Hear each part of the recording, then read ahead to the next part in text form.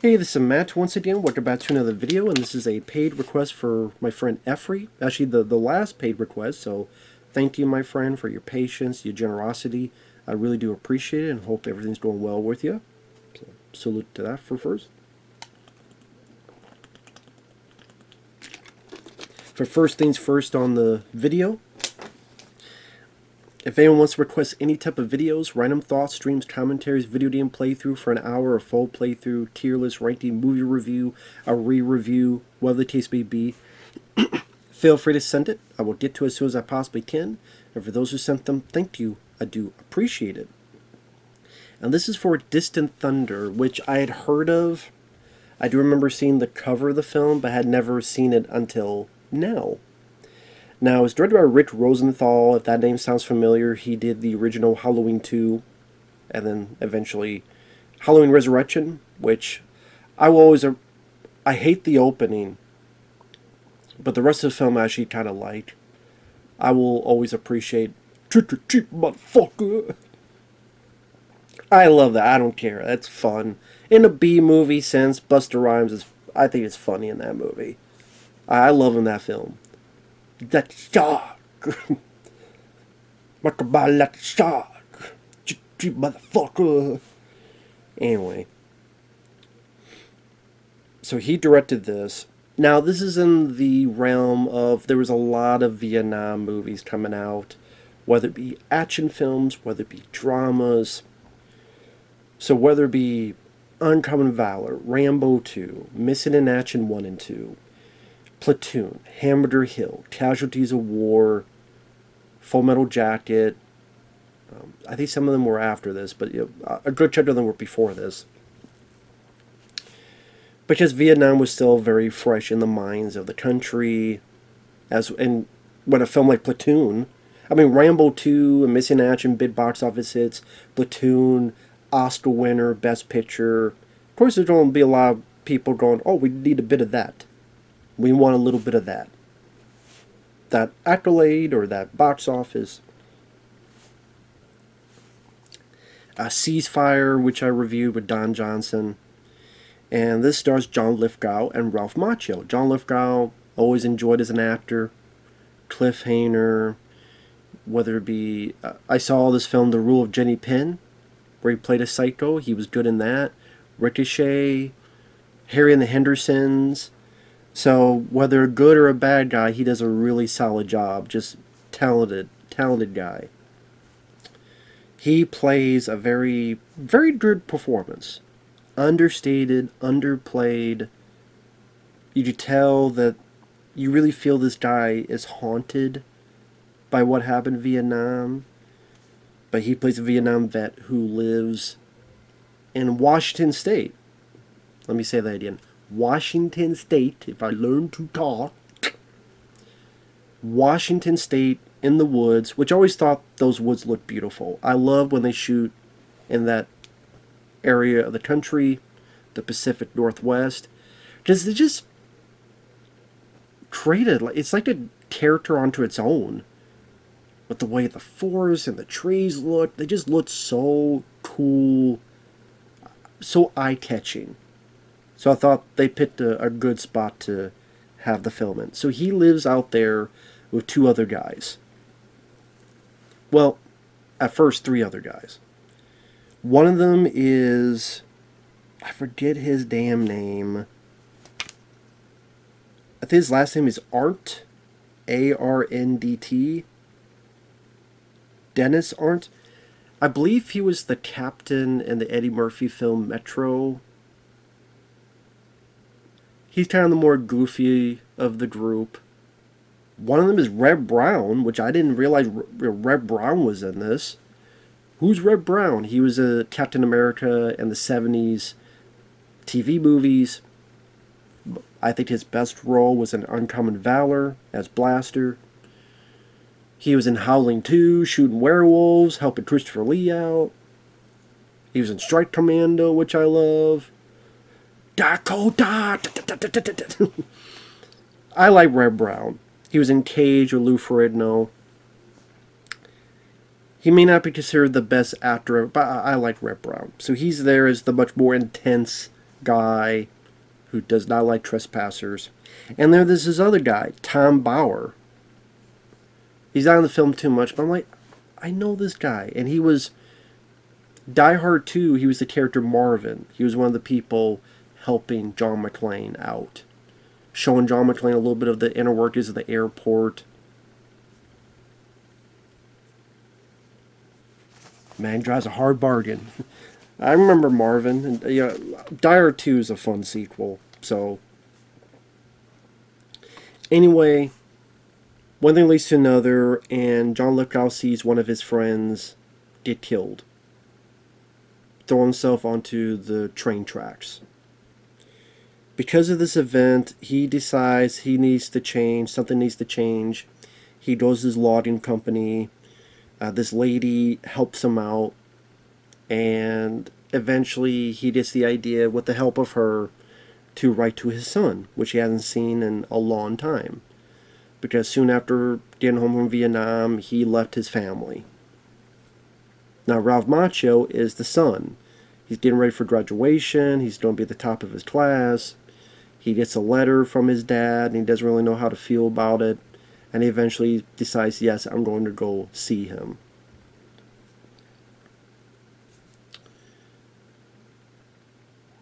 They meet each other. There's a bit of awkwardness and tension. Another person that's in the film who I recognize is, I mentioned the lady who helped John Lithgow out at the logging company and helped him write the letter. Her, I guess you call her boyfriend, whatever, is Jamie Sheridan. He was Flag, the bad guy in the 1994 film The Stand, the miniseries. I'm like, is that who? Oh, it is Jamie Sheridan. Okay. I like him as an actor. He gets jealous. He thinks something more is coming between Lithgow and the girl. There's not, but he thinks there's more. He's paranoid. He follows them, and then the shit hits the fan. Distant Thunder is one of those movies that I wanted to like more than I did. I thought it was okay at the end of the day, but I would never see it again. I thought it was alright. Because I think the first half, there's some really good, like, okay, like every negative there's a positive, and every positive there's a negative. But I do think John Lithgow's performance really helps, pushes up to, I don't mind the film, that feeling. Because like they show an opening scene where in Vietnam, which I really like the music, has this creepy, not ethereal, but this creepy mood to the music. I kept thinking, man, this reminds me kind of like Jacob's Ladder or Ghost. Makes sense, it's the same composer, Maurice Jarre, which I love that composer.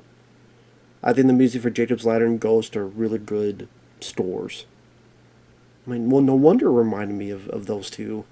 Kind of the, I don't even call it synth, but I like the music. I thought it was, brought a certain mood to the proceedings. But then, like, this battle happens, and I couldn't really tell what was happening because we don't know who these characters are, and it's shot in the dark. So this person gets shot, and then this person shoots someone, and this person gets shot. I'm like, who's that? Wait, who gets shot? Who's that? Where? And then I'm like, okay, where's John Lithgow? I'm trying to, like, pinpoint where John Lithgow. I think that's him. Oh, he got shot and dead, so it's not him. Is that him? So here I am trying to piece together which one is John Lithgow. I'm like, okay, I think that's eventually him. Maybe this is to show the chaos involved with what happens in Vietnam. If so, I can understand that and appreciate that. It's just sometimes it's a bit hard to... I wanted to keep track of John Lithgow. Sometimes it was hard to do that because it was going very rapid fire, crazy. Now, again, John Lithgow, I think, does a wonderful job. You tell that his eyes, the way he doesn't want to be touched, the way he smokes a cigarette, the way... Like, you tell he's just very affected. The film early on is him trying to talk his friend off the tracks begging, pleading, and eventually watching his friend get hit. And just the look on his face, John Lithgow sells it. He's the MVP of the film. There's another bit where he gets a letter back from Ralph Macchio, and he's at the logging company, and the lady helping him is there, and the way he kind of looks up and is like, he's coming. And you see like the tears forming in his eyes, and just how quiet he says it. You really feel what this character's going through. You feel this elation that he's actually going to come see him, but also this fear, maybe I won't be what he wants to see, and all that stuff. And about how he's affected because Jamie Sheridan tries to mess with him at the bar, and then Jamie Sheridan's like, well, come on, I mean, you got a knife. And Lithgow's like, use this one. I don't need it. And they get into the fight, and John Lithgow beats his ass. And this is like one of the times you'll see John Lithgow like as an action guy. Because he's been in action films, but he's not really been the action guy too much. So he's done a couple fight scenes. And it was kind of interesting to see. It was a nice bit of a change of pace to see.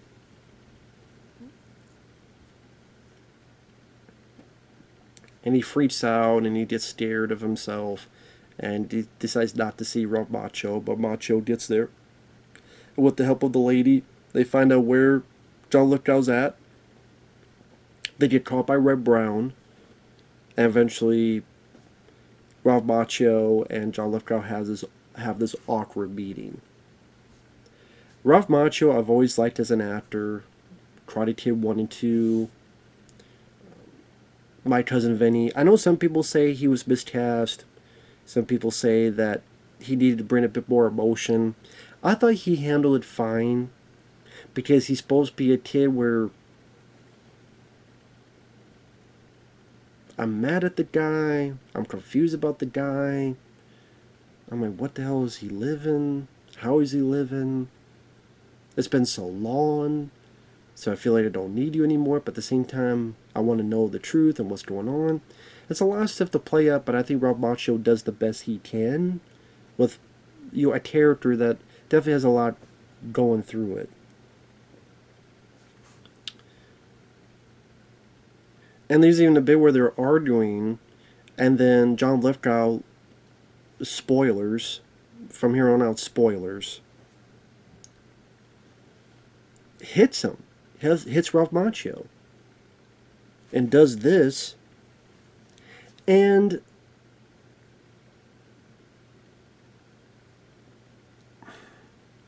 I wish there was a bit more of this kind of shock of what am I doing, or more of kind of just maybe shaking and being really frazzled by what he did, about what he was ready to do and could have done. I wish there was a bit more of that from John Lithgow.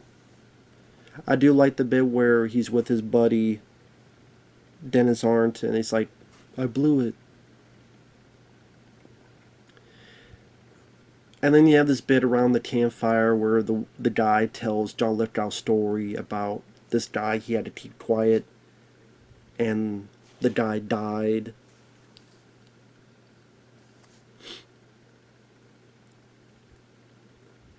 That's when the movie kind of lost me a bit, because after that, it becomes a different movie. It's this weird tonal shift. And I'm like, where the fuck did this movie come from? Because I'm like, okay, now this is going to be the healing process, and it's going to be some ups and downs, but Ralph Macchio, baby's going to come back. He goes down, but maybe he's going to come back, and then John Lithgow's going to be surprised, and eventually Lithgow's going to apologize. I'm sorry for hitting you. I never should have put my hands on you. And start teaching Ralph Macchio the land, and Ralph Macchio's like, oh, this is kind of cool, and he starts kind of learning the ropes.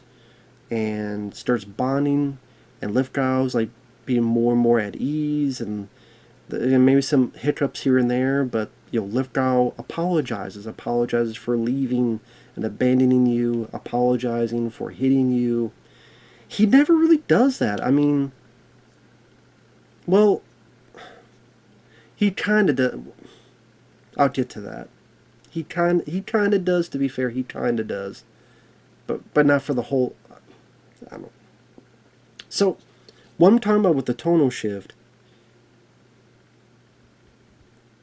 Jamie Sheridan, the paranoid boyfriend, he comes in, Reb Brown sees him and goes, "You're trespassing," and stabs the guy. The others find him. They need to bring him down the mountain. And now Reb Brown is crazy. He's had a psychotic break. And then it becomes a survival story. It becomes like fucking surviving the game. I'm like, when the fuck did it... What? It's now this movie? Sorry about that. I had a cat in here who had to leave, and he was hungry. He's like, ready to claw a hole in my door. I'm like, no, I don't need a hole in the door. I know you need to... trust me, I know how it is. Don't get between me and my food. Get the fuck out. But as I was saying, Distant Thunder, it became sort of a different movie. It was just a different tone. It was a different film. It was a survival movie. And I like survival movies. I mean, I love Hard Target, Shoot to Kill with Tom Berenger and Sidney Poitier. I already said that, but just in case, because I don't know how I'm going to edit this, in case I accidentally edit that part out, Shoot to Kill is a good movie. So Surviving the Game, if I stop stuttering, that's a good film. But I don't know if that's not really it's not what I expected, and I don't know if it fits for this, because all the build-up that you could have, the possible healing emotionally of Rob Macchio and John Lithgow, that's abandoned because there's no time, because we gotta avoid gunfire. And then, spoiler alert, the one guy gets killed by Reb Brown.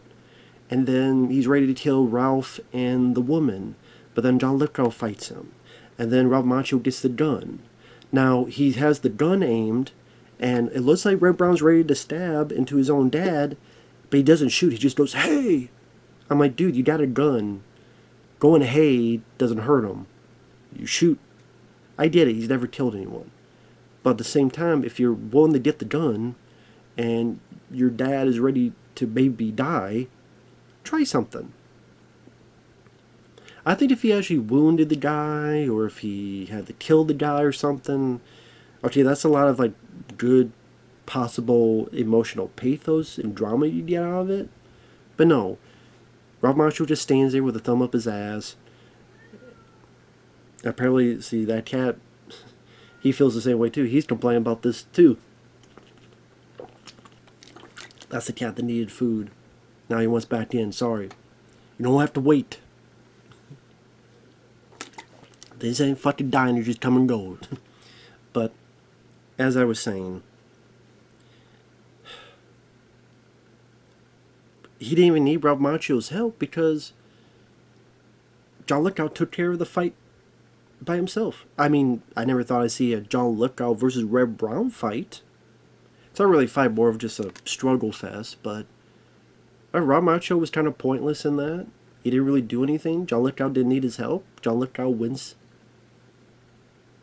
Rob Macchio's yelling, "Dad, Dad," trying to get Lithgow not to kill the guy. He doesn't. Reb Brown cries. His crying was a bit goofy. I get what he was going for, but Reb Brown's like, I did, but it just sounded... I will admit, I laughed. I didn't mean to laugh, but I did laugh at his crying, because I thought... I get the idea. I just thought his crying was really laughable. It made me laugh my ass off. Reb Brown, I like you, man. Crying is not one of your good attributes, dude. And I love Reb Brown. I love him in Uncommon Valor and stuff, but... Then pretty much they go down the mountain, Red Brown, I don't even know if he's going to get arrested or go to jail, whatever. Because the last thing you see him, he's sitting in a truck while the dead body of his friend goes to like the hospital, whatever. So yeah, I don't know if he's going to be arrested or what's going to happen. The girl, you pretty much don't see her anymore. So, and then Ralph Macchio, he's been wounded. He's in the hospital. He wakes up, sees a letter that says "I'm sorry." He knew about his friend who got killed by the train, so he thinks John Lithgow's going to do it, and he is. They have a bit of a verbal confrontation. Ralph Macchio stands on the train tracks. John Lithgow's like, "Get off the train." "No, if you don't do it, I'm going to do it." Then they both get off the train, and they both hug, and then the movie's over. So I guess technically when he said "I'm sorry," and then when they're arguing, when the verbal confrontation is like, "I never should have done this," and "You never should have seen that guy die. I didn't want that to happen for you." So it is an apology, but like, what about the apology of, "Oh, I should never abandon you and your mom," and "I'm sorry I didn't keep in touch with you," and "I'm sorry I didn't hit you." Like that stuff is gone. The bonding. I mean, I guess the bonding is both of them surviving. I guess you would say that's the bonding, but it just something was just missing for me because of the way they did this, and it feels like two different films. Like it's this father and son story of them trying to get close to each other, and then becomes a survival. Hard to say an action movie, but I just don't think I just didn't think it worked in this instance. That tonal shift. It was very. Oh, shut up, cat. It was very. I don't want to say abrupt, but it was. It was almost a tonal whiplash. And like, I don't know. And the film didn't do well. It debuted at number 14 because they only released it in like 31 theaters, and it only made $150,000. So this was a huge flop. And I think it got a Blu-ray from, I forget from where, but at least overseas. Because the version I saw was in pretty good quality. I would say at the end of the day I liked it because I liked John Lithgow, I liked Ralph Macchio, I liked where the story was building up to, I liked the backdrop of Washington State and the forest, and I love that location. John Lithgow, I did a lot of good moments where he's very underplaying in the right way. His look, his voice, his mannerisms. I think that works very well. Ralph Macchio, I always liked the guy, so I like seeing him in another project, and I think he's an actor that I wish could have gotten more roles. He was kind of typecast as the Karate Kid, and to be fair, other than My Cousin Vinny, anything else he didn't, or maybe The Outsiders, nothing else he did really did well, box office wise. It's cool they got a little bit of resurgence because of Cobra Kai. That's cool. But I like that. I like the score. Like I said, I think the second half it just. The second half I thought hurt it for me. Where I love survival stories. Don't get me wrong. But it sacrificed all of the possible nice dramatic moments and bonding and emotional moments between the two main characters that seemed like it was building up for the first half. It sacrificed it for meh thrills. It's not like it was like intense action. It was there. There was like big stunts or action pieces. It was one person gets killed, bit of a struggle. It just, I don't think it was worth the sacrifice, if that makes sense. I liked the bit at the end between the two of them. Thought that was nice. It'd be like, okay, the Bruce Willis film In Country. If the Bruce Willis film In Country in the third act became The Last Boy Scout, I'm like, that doesn't really fit. Or Die Hard, where now the guy's got to stop some bank robbers, and you just like, okay, well, that's not really this kind of movie. I don't know. I don't know. But I thought it was okay. That was okay. All right. See, that's what I did. I'm just repeating the same words, fumbling over my words because I'm trying to be. I wanted to like this more than I did. Like, I liked it, but I liked it, but I felt like there's aspects, if they change, I would have liked it even more. And that's a bit frustrating to me. But if you like John Lithgow and Ralph Macchio, it's definitely worth a look for that. So, not a bad film at all. It just... Some people may be fine with the tonal shift in the second half. I don't think it was needed in this film. That's just me. But I liked the film. I do like it. With that said, thanks for watching. Take care. We will see you in the next video. Bye-bye for now.